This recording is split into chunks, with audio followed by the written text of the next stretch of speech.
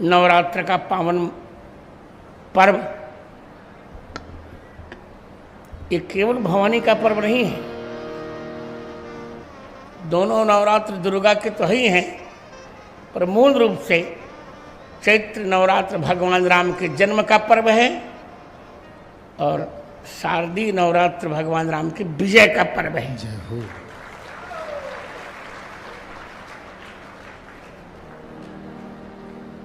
और आज बहुत अच्छा लगता है। आयुष्मान पुण्य जब कुछ कहता है बहुत अच्छा, यह है कि और पढ़कर कहना चाहिए।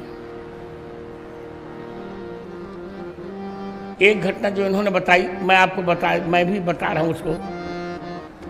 मेरी एक पुस्तक है मेरी स्वर्ण यात्रा, आप लोग उसको खरीदिए।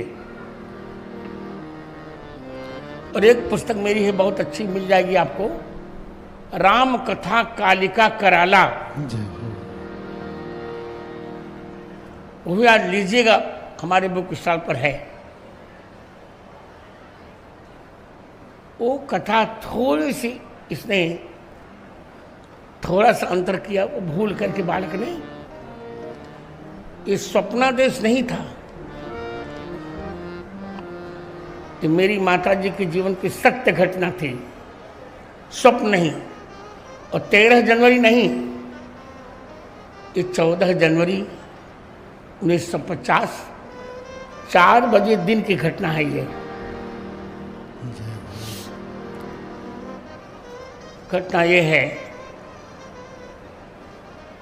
कि मेरी माता जी स्वभाव से बहुत ही निर्दोष, मितभाषिणी ज्योतिर्मयी बेटे ने देखा है मेरी माता जी को, और नीरजा ने भी देखा है। नीरजा ने देखा कि नहीं याद नहीं आ रहा, पर ज्योतिर्मयी बेटे ने देखा है। हम लोग साथ ही तीर्थ यात्रा में थे उत्तराखंड के। तो वो उनका स्वभाव था कि वो अन्याय नहीं सह पाती थी। उनका और हमारी दादी माँ का उस दिन थोड़ा विवाद हो गया था किसी सिद्धांत को लेकर।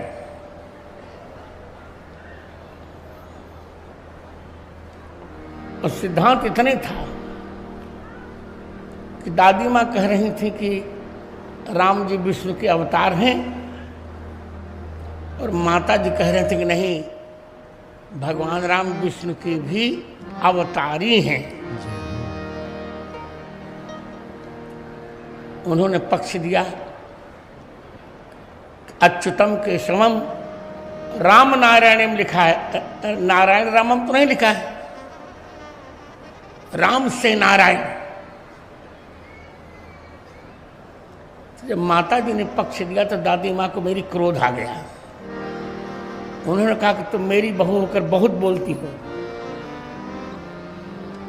उन्होंने कहा माता जी मैं सिद्धांत कह रही हूं, इसमें यदि बहुत बोलना है तो ठीक है। आज आपका अपमान किया मैंने, आज एकादशी है और आज मैं फलाहार नहीं करूंगी। तो फलाहार हो, लाया हुआ फलाहार माता जी ने नहीं किया, इसलिए कि मेरी स्वभाव से मेरी सासू माँ को दुख हो गया।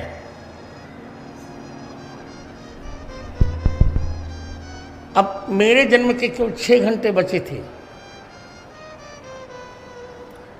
उसी समय 4 बजे, ये सपना नहीं, मैंने लिखा भी है मेरी स्वर्ण यात्रा में। 4 बज रहे थे, एक संत आए और मेरी माँ से कहा कि बेटी बहुत भूख लगी है, मुझे फलाहार करा दो। मेरी माता जी ने कहा बाबा इसमें तो मेरे पास कुछ नहीं है रखा, आप 4 बजे आए हैं। तो उन्होंने हंस के कहा कि बेटी सची, देखो मैं तुम्हारा भी नाम जानता हूँ, सची बेटी तुम झूठ बोल रही हो। तो तुम्हारे पास फलाहार रखा है, सासू के अपमान आभास पर तुमने फलाहार न करके पहुँचा, तो फिर मैं आ गया जगत में।